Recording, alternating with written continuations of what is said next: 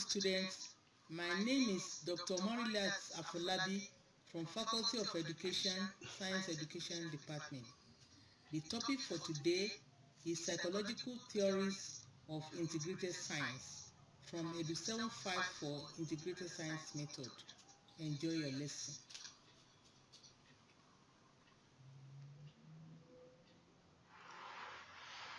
You are welcome to another lesson. Let's start. Humans generally have patterns of thinking. That is, human beings have patterns of thinking.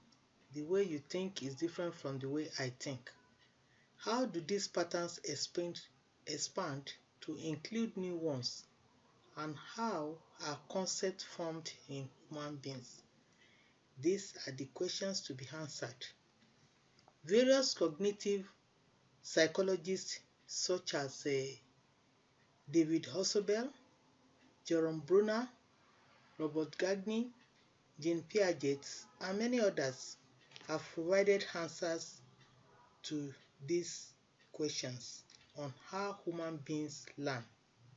The answers will help you as science teachers to organize your lessons. So at the end of this lesson, you should be able to describe David Hossobel's theory of learning and the implication of his theory to science teaching and curriculum development. You should also be able to discuss Jerome Bruner's theory and the implications too. Then describe Robert Gagné's theory of learning and the implication.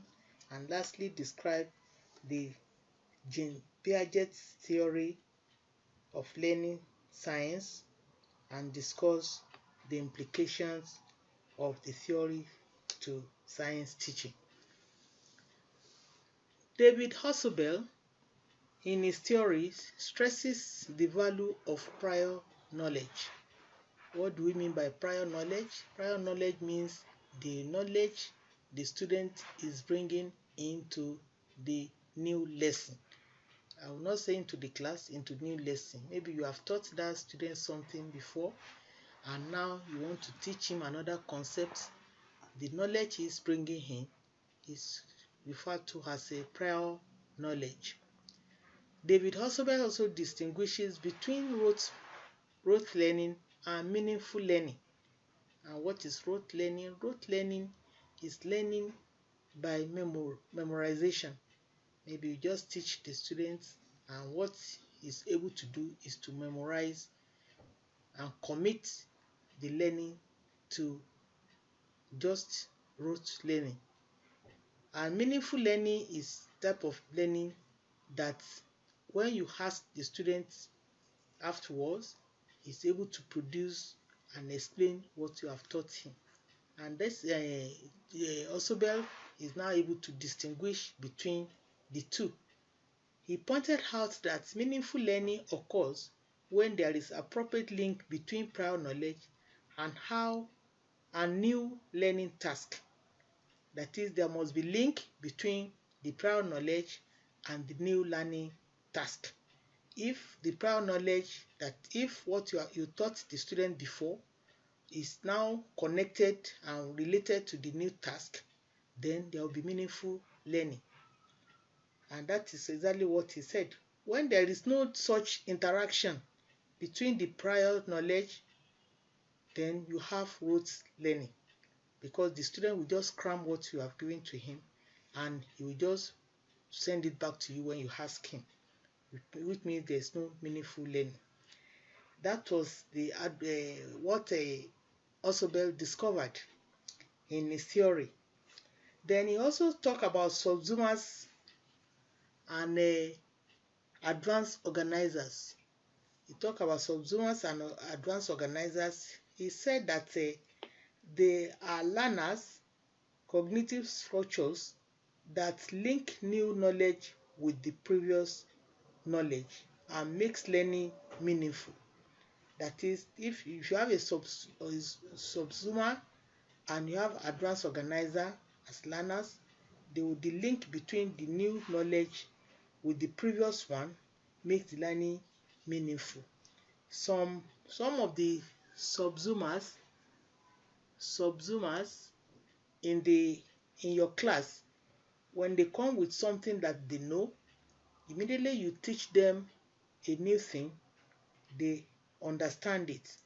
But where that subsumer is not there, then as a teacher, you will have to arrange and give advanced organizer so that there will be meaningful learning.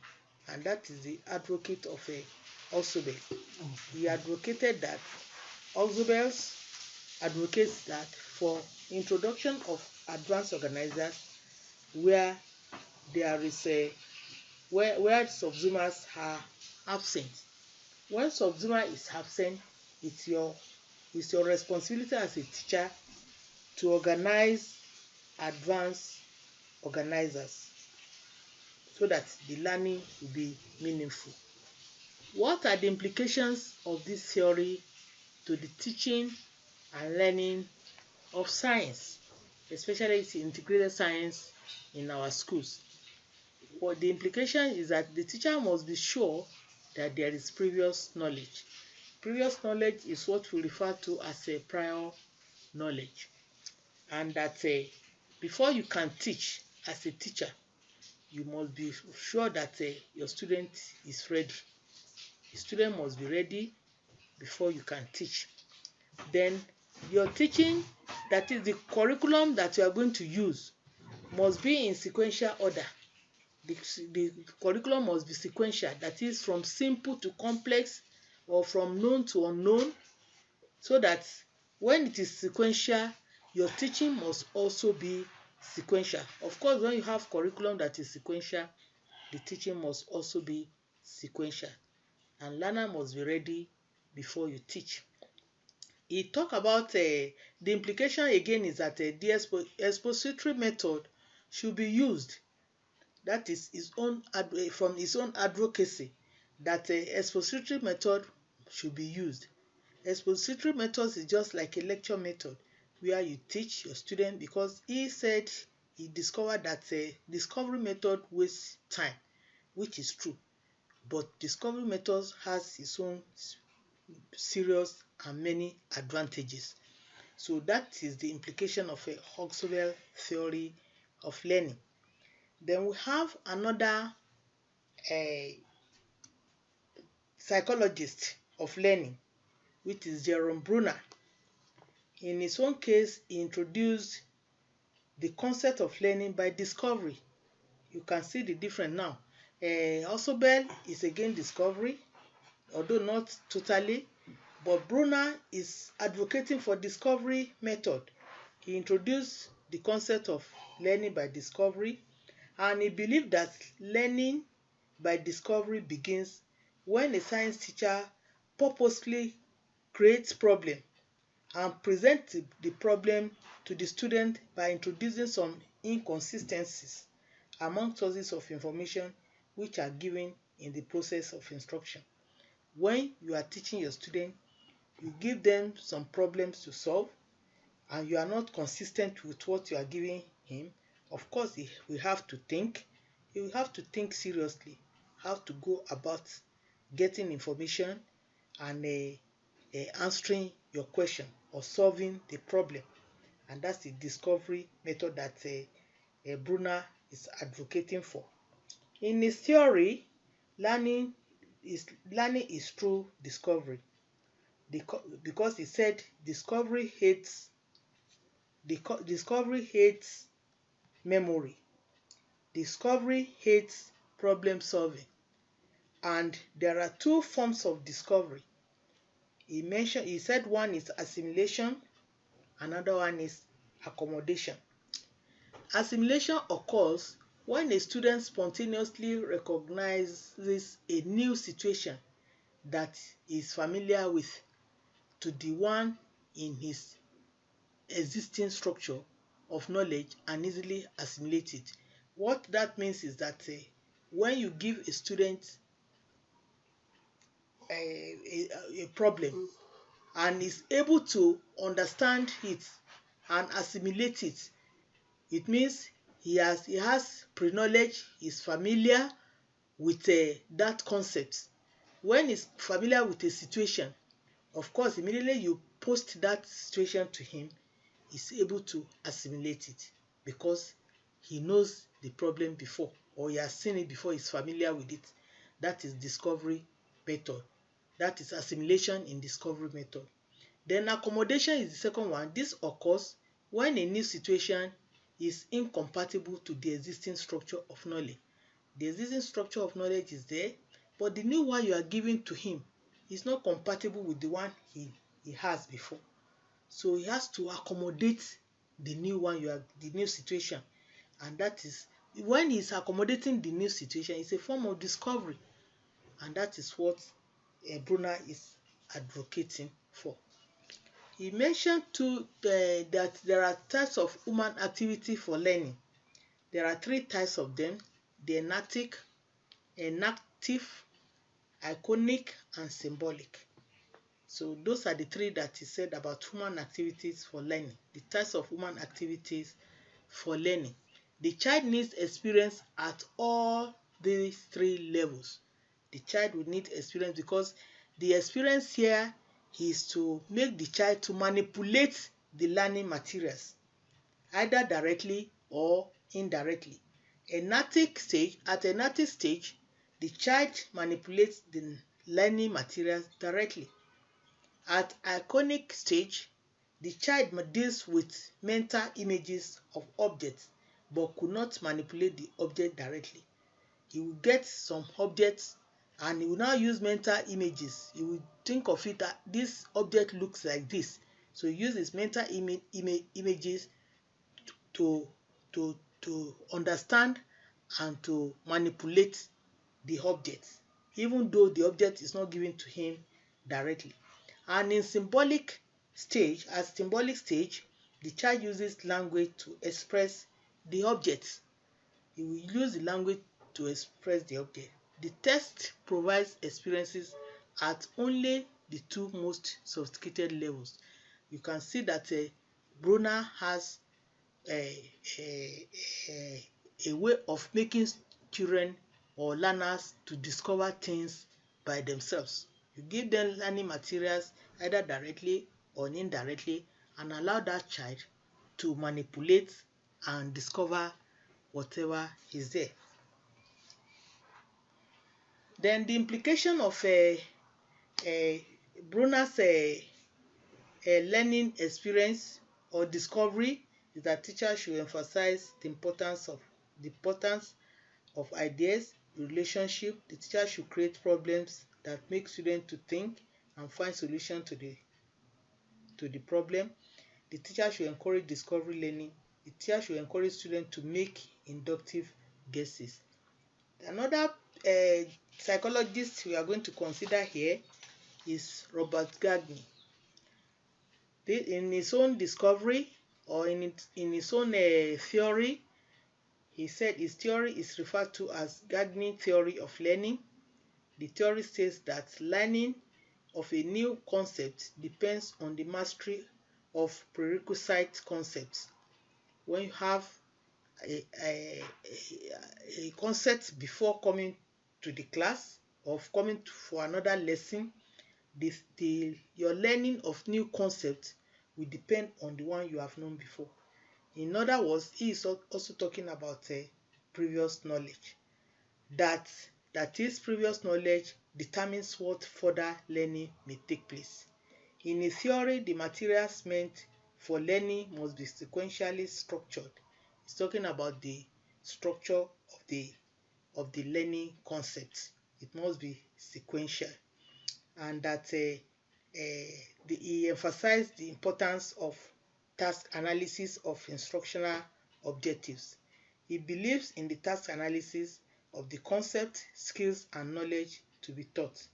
Gagné's theory believes that for the students to acquire the desired knowledge, the learning of science must be sequentially structured. We have said that, which means it has to be from simple to complex, from known to unknown. That is why you need prerequisite knowledge. That is why you need previous knowledge, so that the child will understand the concepts better. Now, what do you know about pre-test? There must be pre-test. Pre-test, according to Gagné theory of learning, is that when a child comes to the class, you test that child. You make sure that you know what is bringing to the class. That is the pre-test. You know what is bringing to the class, so that you know how to help him. If what you are expecting from him is what you have seen in him, then the lesson continues. If what you are expecting is not what you have seen, then you have to make him understand what he's supposed to know before the next concept. Gagné also advocates the administration and use of pre-test to find out whether students have prerequisite knowledge for the next knowledge or not. The result of this pre-test will help you as a teacher, so that the students will understand the new concept. The implication of Gagné's theory to science teaching, that is, the content must be arranged in hierarchical order such that simple concepts are mastered first before the more complex one. We have said it, from simple to complex. So as a teacher, you make your lesson to run between simple concept to a complex one, because when they understand what is simple, it will make them to go through the complex one. Then teachers should state objectives for learning any topic. Before you start your lesson, state what you want the child to, or the children or your pupils to achieve. That must be stated before you start your lesson. Learning should be arranged in sequential such that learning of one topic will lead to another. Science curriculum content should also be arranged in such that simpler content at lower class and complex content at the higher class. What that means is that let's say at a junior secondary school 1, that we call JS1, the content you are going to teach those students must be simpler. That is why you have to follow the hierarchy from simple to complex, from known to unknown. When you begin from the simple one in GS1, by the time this child or student gets to GS3 and you are teaching a complex content which is in higher class, then they will understand better, because you have started from what they know, from simple, to what they don't know, which is the higher one. And this one will lead them to senior secondary school. Then the next psychologist you are going to consider is Jean Piaget. Piaget spearheaded the study on cognitive and mental development. His own is on cognitive and mental development. He emphasized the learning ability corresponds to the level of intellectual development. The learning ability of any child is just the same as the way is intellectually developed. So now, he has 4 stages of developmental he have 4 developmental stages. The first one is sensory motor stage, when a child is born from 0 to 2 years, and he has a pre-operational stage from 2 years to either 6 years or 7 years. Then he has a concrete operational stage from 6 or 7 years to 11 years, and he has a formal operational stage 11 to 15 years or 11 and above. And in the first stage, which is sensory motor stage, the child begins to interact with the environment. If you give a child a toy, he doesn't know anything, it's not 0 to 2. But if you give him an object, let's say a toy, he will be playing with it. He interacts with that object, either by putting it in his mouth or playing with it. That is interaction with the object or interaction with the environment. At age 2 to 6, which is pre-operational stage, the child begins to represent the world symbolically. You give him a toy, he will play with it. Can be able to identify that this is a baby. He will be saying it's a baby, even though it's not a living baby. The baby does not have life, but he will consider that baby, that toy, as a baby. That is symbol. He's symbolizing an object as real. That means he has begun to represent something that is not real as something that is real. Then at the other stage, which is concrete operational, the child learns rules such as conservation. Now he's able to know what is concrete thing. This is this. When you give him a particular thing, he's able to recognize it as it is, because his intellectual mind is developing. The child is developing as he's growing, is developing intellectually, and is able to recognize some things as it is. Then the last stage is formal operational stage, and this is adolescent to adulthood. At that stage, the child is able to identify and to think about something that is concrete. The situation, he think about the future. So these 4 stages are the stages that Piaget recognized in his own theory, and he said it is on mental and intellectual development. And this one will also help the teachers. The implication to science teaching: it will help the teacher, because science teachers should promote exploration and interaction with the environment. When you have your children, give them what is around them. Let them know how to play, how to work with whatever is around them, using locally available materials. Because we said the type of learning that we want our students to have at this era is it should be child-centered. If you remember all the projects that were done immediately after independence, were to make learning of science student-centered. So how do you make them student-centered? When you give them materials around them to work with on their own, to discover things by themselves, to make learning interesting, to interact with the environment, to have relationship with what they have in their environment, then learning will be meaningful, and it will help them to understand whatever concept you are teaching them. And you don't need to go far away to get materials for teaching. There must be locally available materials that you can use. That is what Piaget is talking about. You explore what is in your environment and interact with them, so that learning can be meaningful. Science teachers should ensure that the learner deals with concrete materials before going to abstract. Give them what they can see. They say seeing is believing. When they see, they understand. When they hear, they understand. But when you give them abstract thing, what they have not known and they have not seen before, of course they will just commit it to memory, and when you ask them, they cannot explain, and that is what we call rote learning, which we said does not make learning meaningful to the student. Science teachers should commence teaching from simple to complex. Yes, it seems as if all of them, all these psychologists have the same theory. They say simple to complex, from known to unknown.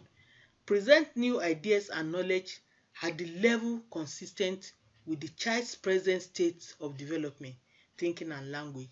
If a child is small, a primary 1 student, you present what is adequate for him at that particular stage in his life. You cannot present the junior secondary school 1 concept to a primary 1 student. It will not go. Number 1, his own development has not reached there. He cannot think in that direction, and the language will be too difficult for him. They should focus on problem solving rather than rote memorization. Let them solve problems. Give them whatever they need in the environment to work with. so that they can explore and understand. They solve problem by themselves through discovery method, and they want it to become meaningful learning. Curriculum should be designed to reflect level of mental operation of students. You give lower level lower curriculum, you give higher level higher curriculum. So that is what these people have already talked about. In this lesson, you have been exposed to 4 cognitive psychologists, namely David Hosubel, Jerome Bruner, Robert Gagné, and Jean Piaget. You have equally been exposed to a science teacher to the implication of the 4 theories for teaching science and curriculum development. For your assignment, I want you to discuss Piaget's general principles application to teaching basic science and technology in the classroom. With this, these are the references that you need to go through so to improve on your knowledge. With this, we have come to the end of this lesson. Thank you for listening and watching.